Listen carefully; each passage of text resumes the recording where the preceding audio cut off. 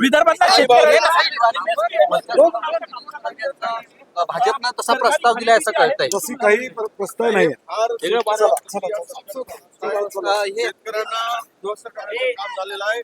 या सरकारची भूमिका म्हणजे हमीभाव देण्याची नाहीच मुळात, ही त्यांची एकूण मनस्थिती दिसते आहे. कापूस उत्पादक शेतकरी फार संकटात आहे. कापसाला सीसीआयनी खरेदी 15-8 पहिले तर 6 क्विंटल होत, आता 15 क्विंटल हेक्टरी मदत हे केलेली.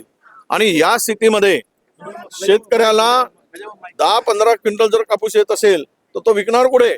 आणि 7,000 रुपयाचा दर आहे, तोही लांब धाग्याचा कापूस. आणि यांनी निर्यात कर शून्यावर आणलाय, 12% होता. म्हणजे आता यावेळेस संपूर्ण आयात केला जाईल कापूस, आणि आयात केल्यानंतर या कापसाचे भाव गडगडतील.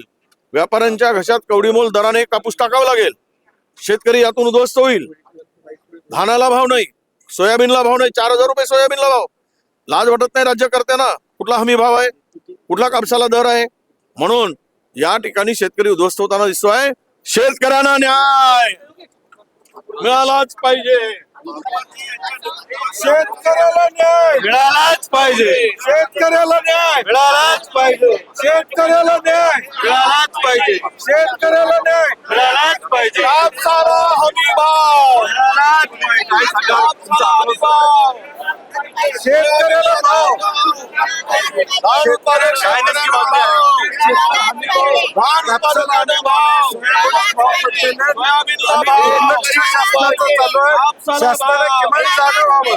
एका बाजूला शेतकरी अडचणीत आहे, दुसऱ्या बाजूला पैशाच्या बॅगा दिसत आहेत. शेतकरी उपाशी, शेतकरी उपाशी, शेतकरी उपाशी, सरकारचं करायचं काय? खाली डोकं वर पाय, या सरकारचं करायचं काय? खाली डोकं वर पाय. उपाशी, शेतकरी उपाशी, 12% टैक्स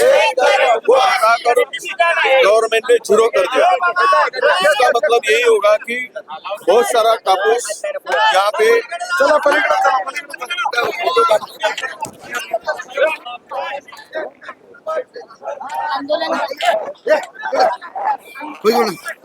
वरून जा